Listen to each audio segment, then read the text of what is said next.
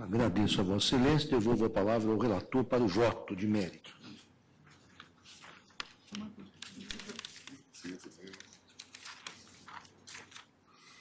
Presidente, trato primeiramente de uma questão preliminar que diz respeito ao cabimento da ação direta.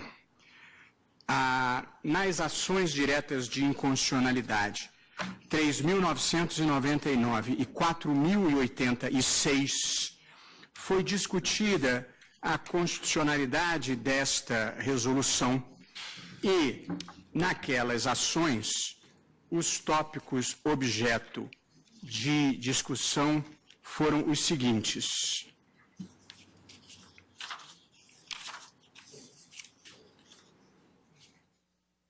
Violação da reserva de lei complementar para a definição das competências de tribunais, juízes e juntas eleitorais, usurpação de competência do Legislativo e do Executivo para dispor sobre matéria eleitoral e processual civil, desrespeito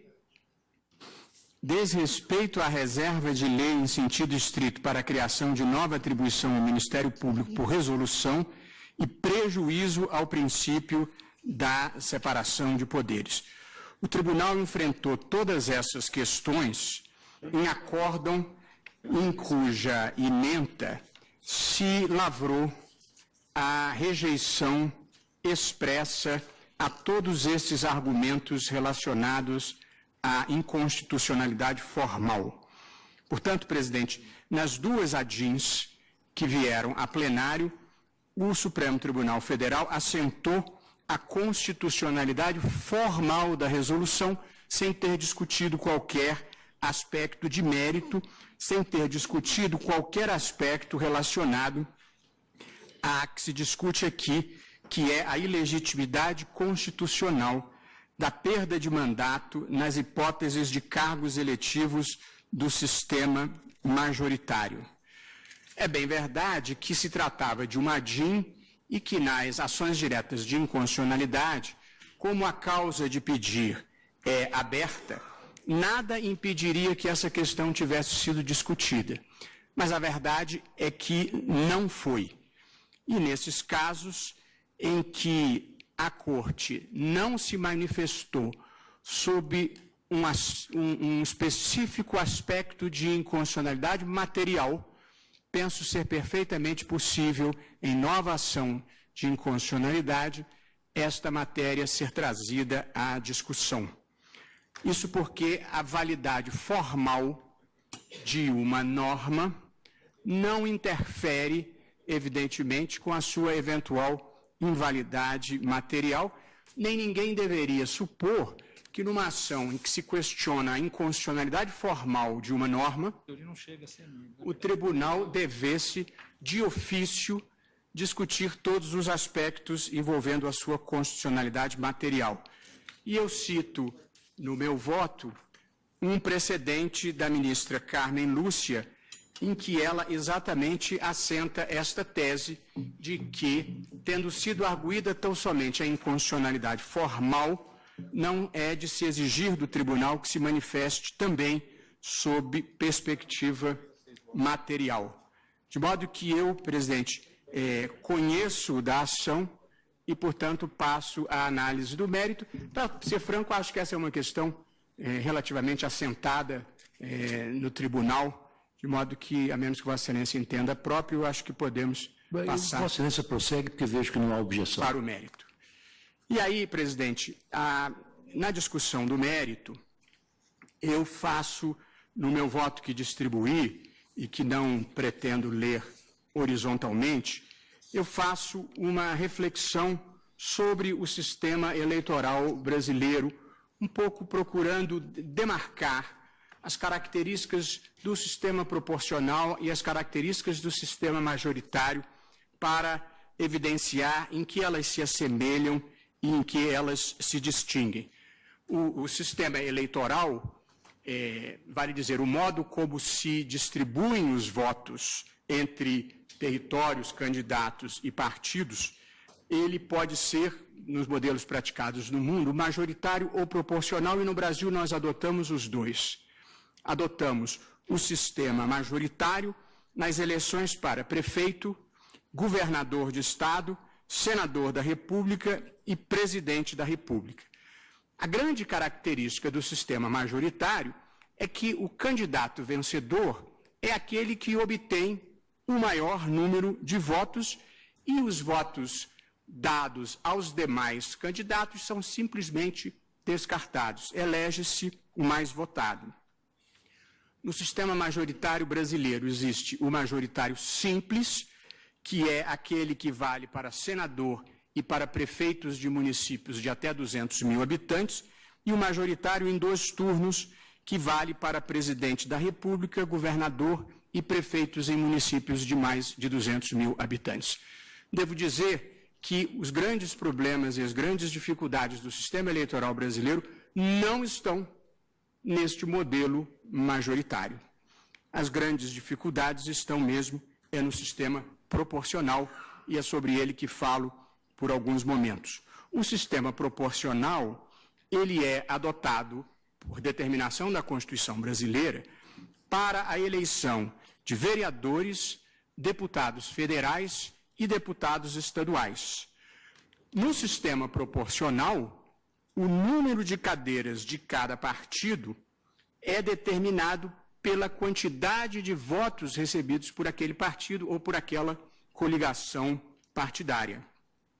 A característica do sistema proporcional brasileiro é o da eleição em voto de lista aberta, significando que o eleitor pode escolher qualquer candidato da lista oferecida pelo partido sem nenhuma ordem pré-ordenada. E no sistema proporcional brasileiro, a eleição de um candidato depende simultaneamente do número de votos que ele pessoalmente obteve e também do número de votos que o partido dele obteve. O sistema, apenas para encadeamento de raciocínio, funciona assim. O total de votos válidos recebidos por todos os candidatos e partidos é dividido pelo número de cadeiras a preencher. Este resultado corresponde ao denominado quociente eleitoral.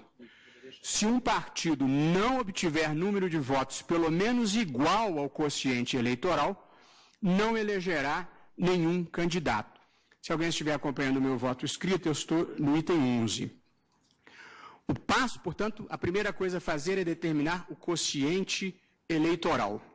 O segundo passo é o de dividir o número de votos obtidos por cada partido ou coligação pelo quociente eleitoral, e assim se produzirá o quociente partidário, que determinará o número de candidatos eleitos pelo partido. A ordem de preferência dos candidatos é determinada pelo eleitor na medida em que obterão as cadeiras individualmente, os mais votados no partido, até o limite do quociente partidário. Ou seja, para eleger-se, o candidato depende dos votos obtidos pelo partido, quociente partidário, e de sua votação própria. O que eu estou procurando destacar aqui, caros colegas, é que no sistema proporcional, o partido desfruta um papel de certa centralidade, porque se o partido não obtiver votação suficiente para produzir um candidato, não importa quantos votos muitas vezes o candidato teve, que ele simplesmente não entrará. Então, no sistema proporcional, a votação do partido é decisiva por muitas razões. Eu, antes de passar adiante, eu termino, porque acho que essa é uma reflexão importante, apontando as disfunções que este sistema proporcional tem acarretado no Brasil e a razão pelas quais nós precisamos enfrentá-la e a razão pela qual o Supremo procurou enfrentá-la, impondo a fidelidade partidária. Desnecessário que eu diga que o sistema de eleição proporcional em lista aberta no Brasil, como há um certo consenso na sociedade brasileira, é uma usina de problemas.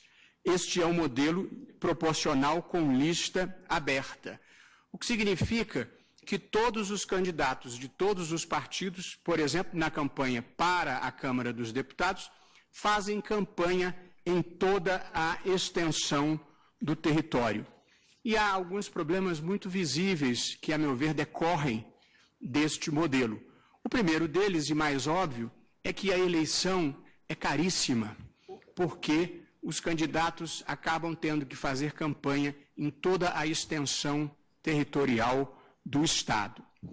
Segunda característica negativa desse sistema, presidente, e ela é decisiva para a decisão que o Supremo Tribunal Federal produziu em relação à perda de mandato para o candidato que mude de partido em eleição proporcional, é que um número baixíssimo de deputados, pouco mais de 5% dos deputados, são eleitos com votação própria.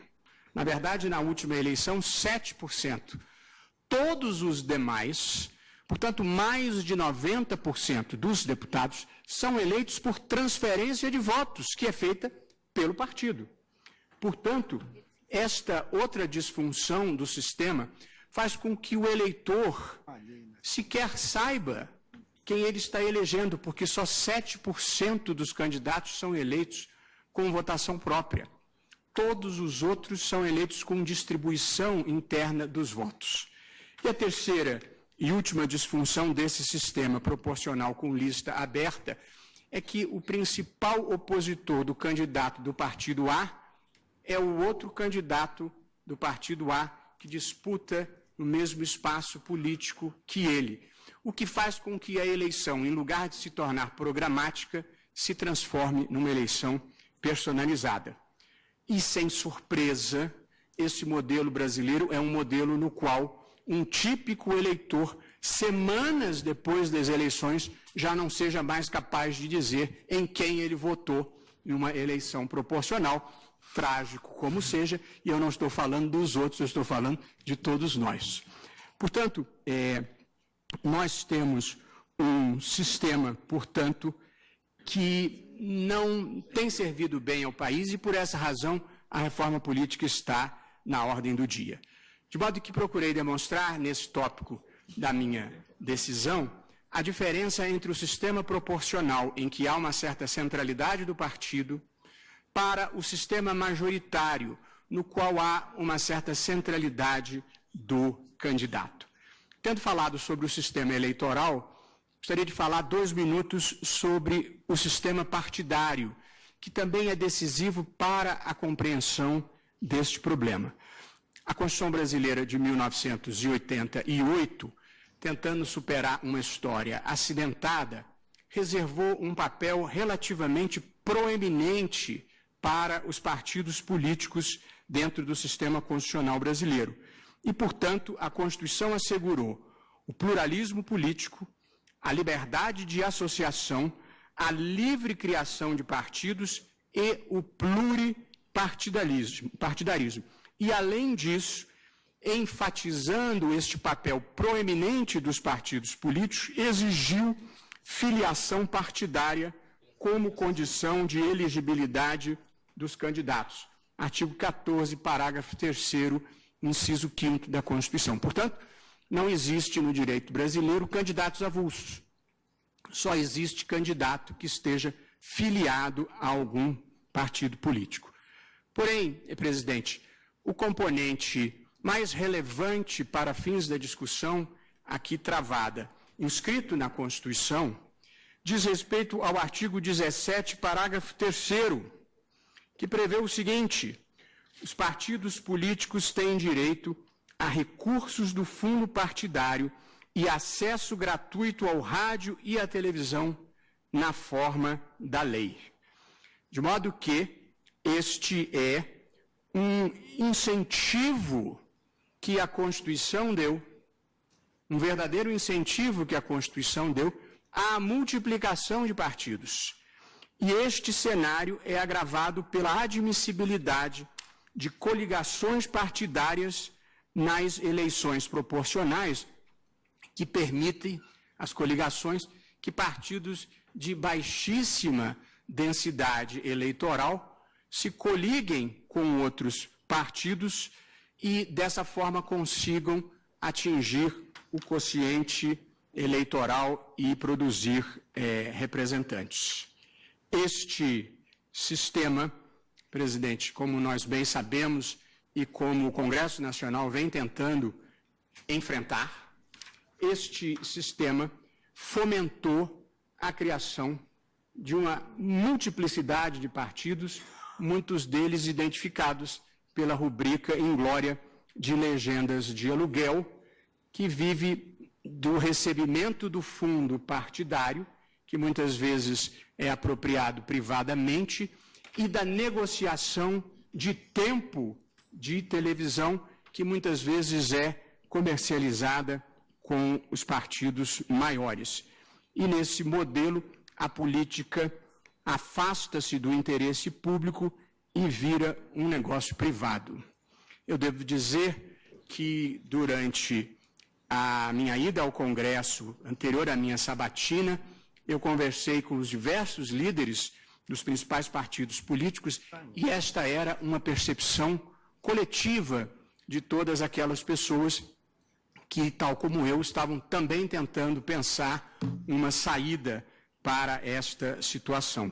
O que nós temos, portanto, é que a combinação do sistema proporcional de lista aberta, direito a recursos do fundo partidário, acesso gratuito ao rádio e à televisão e a possibilidade de coligações em eleições proporcionais e, ainda por cima, a ausência de cláusula de barreira, produz uma babel partidária de efeitos sombrios sobre a legitimidade democrática, a governabilidade e a decência política.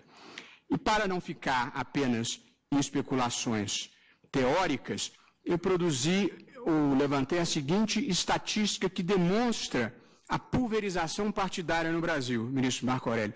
Desde a redemocratização, já tivemos quase 100 de agremiações partidárias em funcionamento. Em abril de 2015, havia 32 partidos políticos registrados no Tribunal Superior Eleitoral. Portanto, a multiplicação desses partidos, o uso do fundo partidário e do tempo eleitoral estão no centro de um debate público indispensável para a melhoria dos costumes políticos no Brasil. E neste cenário, presidente, se insere a questão da infidelidade partidária. Como eu observei anteriormente, a votação geral obtida pelo partido é decisiva para que um candidato possa, ele próprio, se eleger. E, compreensivelmente, este candidato fará mudanças estratégicas de partido em função do seu interesse eleitoral de cada momento.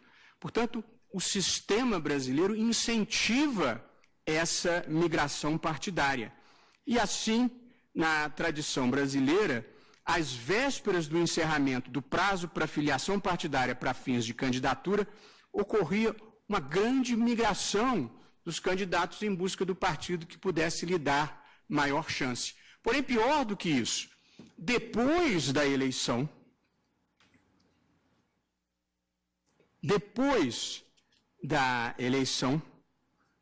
também se dava esta migração partidária, porque o artigo 47, parágrafo 3º da Lei 9.504 de 97, antes das alterações da Lei 11.300 de 2006, determinava que, para fins de divisão do tempo da propaganda eleitoral gratuita, seria considerada a representação partidária na Câmara dos Deputados na data de início da legislatura em curso.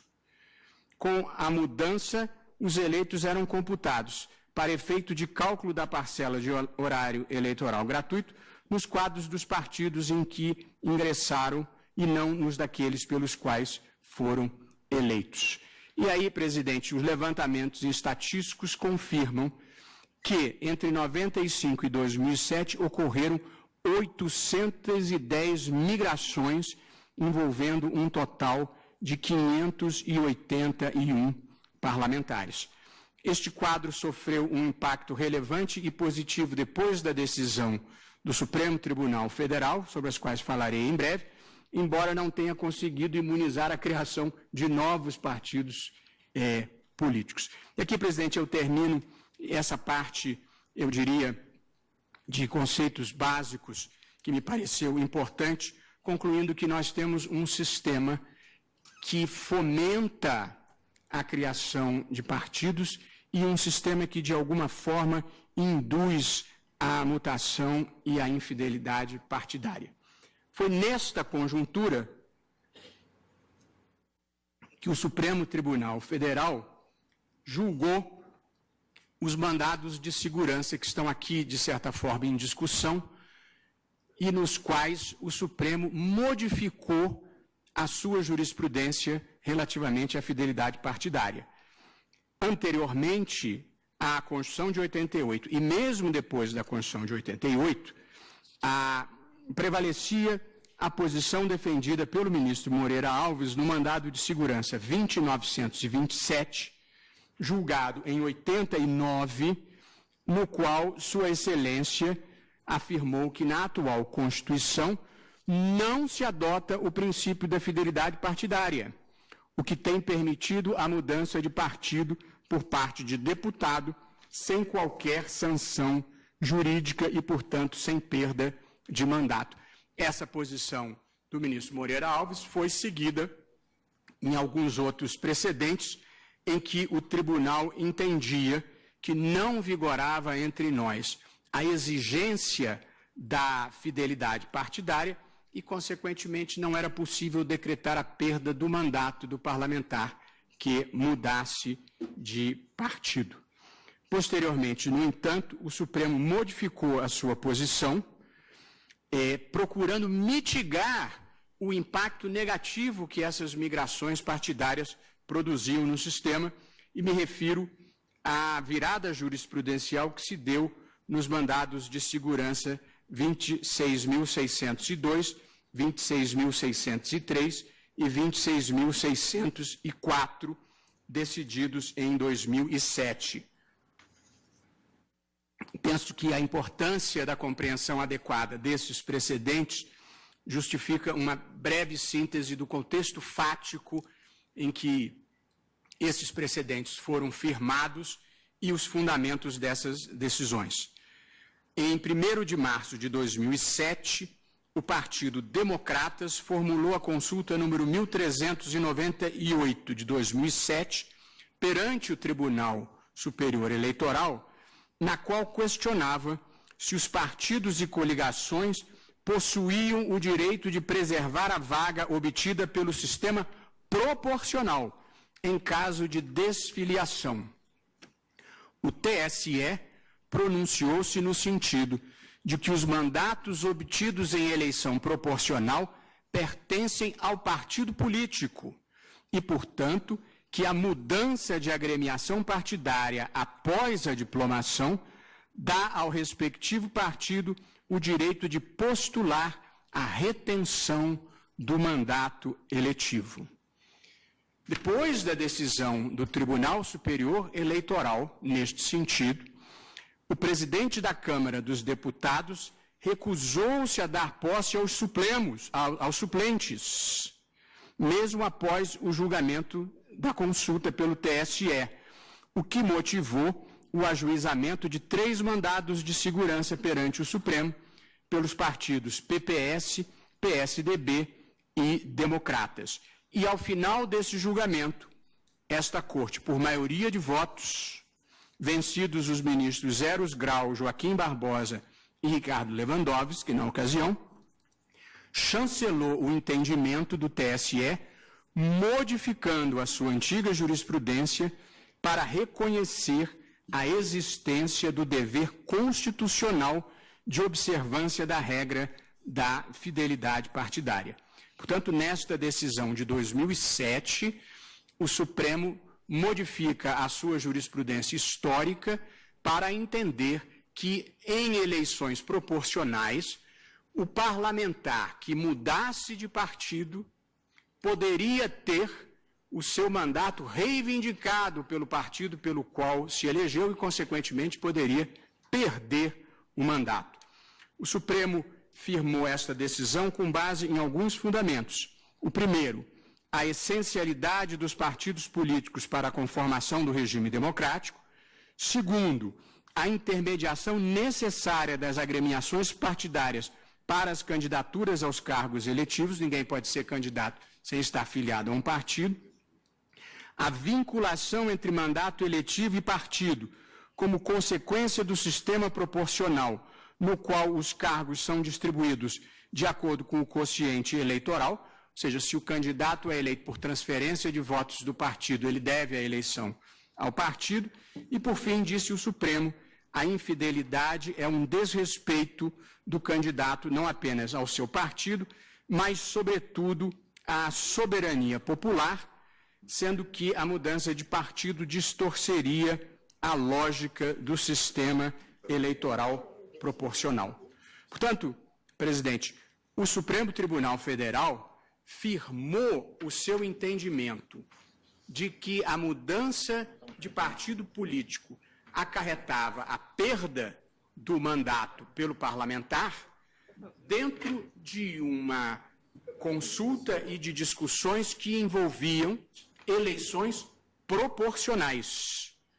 E os argumentos que foram considerados pelo Supremo Tribunal Federal, na ocasião, todos eles eram relacionados à eleição pelo sistema proporcional. E a partir desses precedentes, coube ao TSE, por determinação do Supremo, regulamentar esta figura da fidelidade partidária e da perda do mandato na hipótese de vulneração da fidelidade partidária. E foi assim que foi editada a Resolução 22.610 de 2007, que aqui é objeto de questionamento pelo Procurador-Geral da República. Veja-se que, em princípio, a resolução do Tribunal Superior Eleitoral deveria ter cuidado tão somente da questão da perda do mandato e da infidelidade partidária no caso de eleição proporcional. Ocorre, no entanto, que a elaboração desta resolução no TSE foi antecedida de uma outra consulta, de número 1407 de 2007, em que se questionava se esta mesma linha de entendimento também seria aplicável ao sistema majoritário.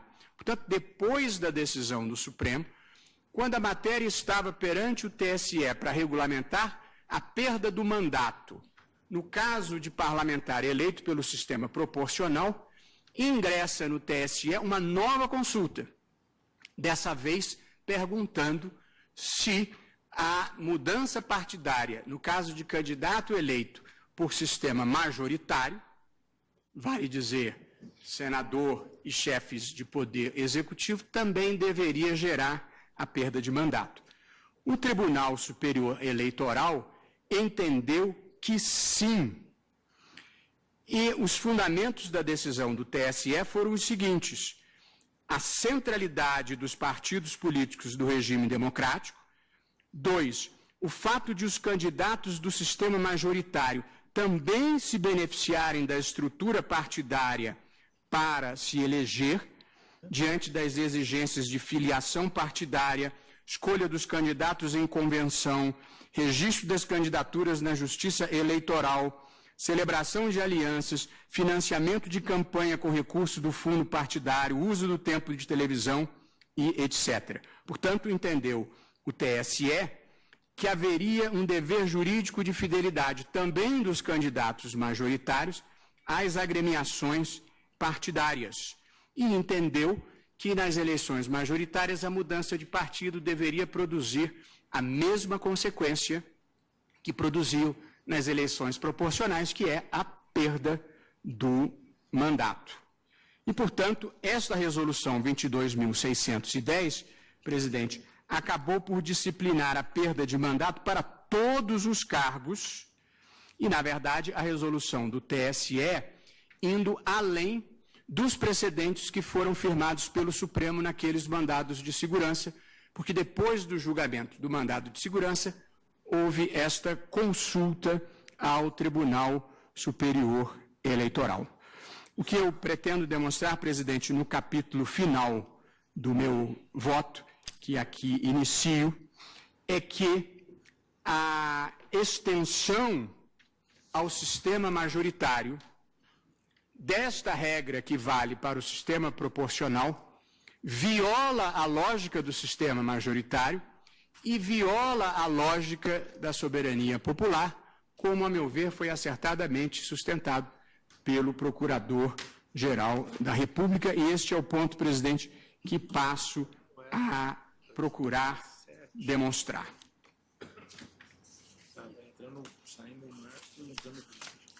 A Constituição de 1969 previa a infidelidade partidária como hipótese explícita de perda do mandato de deputados e de senadores. Na própria Constituição de 69 houve uma emenda constitucional que modificou esse entendimento e tal previsão da perda de mandato não constou da Constituição de 1988.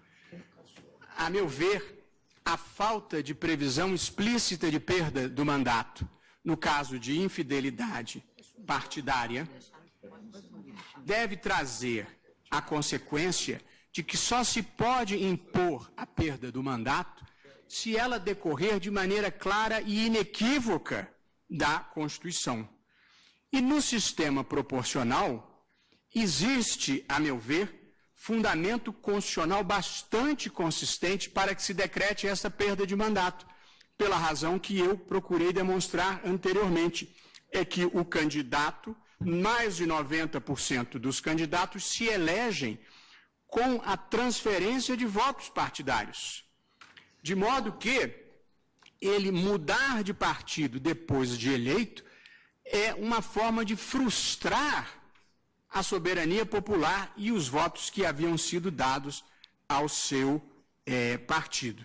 E eu aqui, para demonstrar como isto é relevante no sistema proporcional, faço a estatística de que, nas últimas eleições, portanto, para o mandato de 2015 a 218, a Secretaria-Geral da Mesa da Câmara dos Deputados noticiou que apenas 36 dos 513 deputados eleitos para a legislatura em curso atingiram votação igual ou superior ao quociente eleitoral. E, como disse, portanto, apenas 7% dos deputados federais foram eleitos com votos próprios, sendo que, e vejam que dado estarrecedor, nenhum deputado foi eleito com votação própria nos estados do Acre, Alagoas, Amapá, Espírito Santo, Maranhão, Mato Grosso, Piauí, Rio Grande do Norte, Roraima, Rio Grande do Sul, Tocantins e Distrito Federal. Portanto, nós temos um sistema em que em todos esses estados não houve sequer um deputado eleito com votação própria. O que significa que o eleitor não sabe quem elegeu, porque só foram eleitos candidatos por meio de transferência partidária de votos. Portanto, é um sistema, o eleitor não sabe em quem votou, porque ele também não sabe quem ele elegeu. De como o sistema é um sistema incongruente que precisa ser superado. Eu, no meu voto, aponto em algumas outras passagens essas todas distorções e procuro demonstrar o acerto da decisão do Supremo nos mandados de segurança que envolviam perda de mandato no caso de eleição proporcional. Porque, na verdade, o êxodo partidário mudava a manifestação de vontade que havia sido claramente expressa pelo eleitor, e a infidelidade partidária representava um completo desvirtuamento do sistema proporcional, da democracia representativa e da soberania popular. Aqui, porém, presidente, chegando ao ponto culminante do meu voto, eu entendo que o mesmo não ocorre no sistema majoritário. Aqui, no sistema majoritário, a eleição se dá pelo critério da maioria. O candidato mais votado é o que obtém o cargo, não pelo critério do quociente eleitoral, que é o critério que prevalece na eleição proporcional. Portanto, no sistema majoritário, a regra da fidelidade partidária não consiste em medida necessária à preservação da vontade do eleitor, como acontece no sistema proporcional. E, portanto, a perda do mandato, no caso da eleição majoritária, não é um corolário da soberania popular, como eu acho que é no caso da eleição proporcional. Muito pelo contrário, no caso da eleição majoritária, a perda do mandato por mudança de partido seria claramente contrária à soberania popular. No sistema majoritário, a imposição de perda do mandato por infidelidade partidária se antagoniza com a soberania popular. Um simples exemplo ajuda a esclarecer a afirmação. Imagine-se um candidato que tenha sido eleito para o Senado Federal, com mais de 1 milhão de votos. Se ele muda de partido e se aplica a lógica da resolução, assume o suplente, de modo que joga-se fora 1 milhão de votos recebido pelo candidato eleito e dá-se o cargo para o suplente, que não teve voto nenhum e que muitas vezes o eleitor nem sabe o nome do suplente. De modo que a vontade política expressa no momento da eleição acaba por ser claramente violada, agravando-se o problema da débil legitimidade democrática dos suplentes de senador no Brasil. Portanto, se o senador perdeu o mandato, assume o suplente. Agora vejamos a outra hipótese de cargo majoritário. Suponha-se que o chefe do Poder Executivo, o governador do Estado, mude de partido depois da eleição. Se ele perder o mandato, assume o seu vice. No sistema brasileiro, em quase todos os estados, em razão das coligações, o vice é de outro partido, diferente do governador eleito. De modo que, evidentemente, não se está fortalecendo o partido, porque o partido vai estar... na verdade, o governador muda de partido, mas o cargo vai para o vice, que é de outro partido. Portanto, não há nenhum sentido em dizer que há fortalecimento partidário na perda do mandato em uma situação como essa. Portanto, nesses casos, a perda de mandato favoreceria candidato e partido que não receberam votos, em detrimento do candidato que obteve, no mínimo, a maioria absoluta dos votos colhidos. Assim, a substituição de candidato respaldado por ampla legitimidade democrática por um vice carente de votos claramente se descola do princípio da soberania popular e, como regra, não protegerá o partido prejudicado com a migração do chefe do Executivo. Eu, presidente, não gostaria de minimizar a importância dos partidos políticos numa democracia. Pelo contrário, acho que nós precisamos de uma reforma política capaz de fortalecê-los, de dar autenticidade programática e representatividade aos partidos, mas, na verdade, no caso de eleição majoritária, a ênfase não é no partido, a ênfase é no candidato, como decorre textualmente do artigo 77, parágrafo 2º da Constituição, que prevê que será considerado eleito presidente o candidato que, registrado por partido político, obtiver a maioria absoluta de votos. Os partidos são importantes, muito importantes, mas a soberania é popular, como diz o artigo 1º, parágrafo único da Constituição. Todo poder emana do povo, que o exerce por meio de representantes eleitos ou diretamente nos termos desta Constituição. Por fim, presidente, se a soberania popular integra o núcleo essencial do princípio democrático, como de fato integra, não se afigura legítimo estender, por construção jurisprudencial, a regra da fidelidade partidária ao sistema majoritário, por implicar desvirtuamento da vontade popular vocalizada nas eleições, como antes se expôs. Tal medida, sob a justificativa de contribuir para o fortalecimento dos partidos brasileiros, além de não ser necessariamente idônea a esse fim, viola a soberania popular ao retirar os mandatos de candidatos escolhidos legitimamente por votação majoritária dos eleitores. Se o objetivo perseguido é o aperfeiçoamento da democracia representativa e do modelo eleitoral brasileiro, a extensão da fidelidade partidária ao sistema majoritário subverte esse propósito, agravando o problema sob o pretexto de saná-lo. Em suma, entendo que os artigos 10 e 13 da Resolução 22.610 de 2007, ao igualarem os sistemas proporcional e majoritário para fins de fidelidade partidária, violam as características essenciais dos sistemas eleitorais dispostos na Constituição, extrapolam indevidamente os fundamentos das decisões proferidas por esta Corte, nos mandados de segurança 26.602, 26.603 e 26.604 e, sobretudo, afrontam a soberania popular. Aqui concluo, presidente, diante do exposto,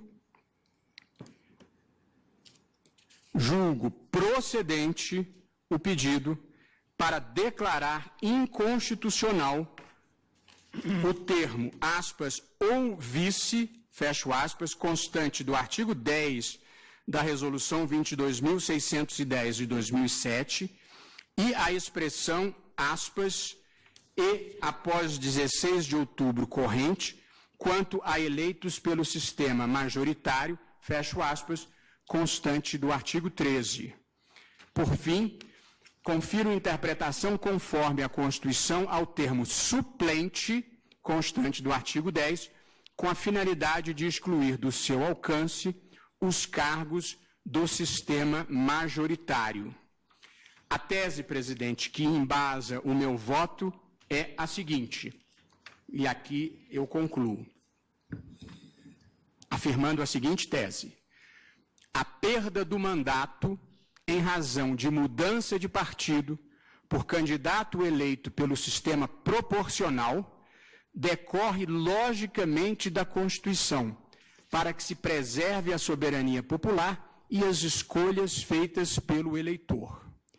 A mesma lógica não se aplica aos candidatos eleitos pelo sistema majoritário, sob pena de violação da soberania popular e das escolhas feitas pelo eleitor. De modo, presidente, que eu estou ratificando o entendimento do Supremo manifestado naqueles mandados de segurança no tocante às eleições pelo sistema proporcional, mas afirmando ser inconstitucional a extensão da mesma lógica de perda do mandato parlamentar ou do mandato político aos candidatos que tenham sido eleitos pelo sistema majoritário. É como voto, presidente.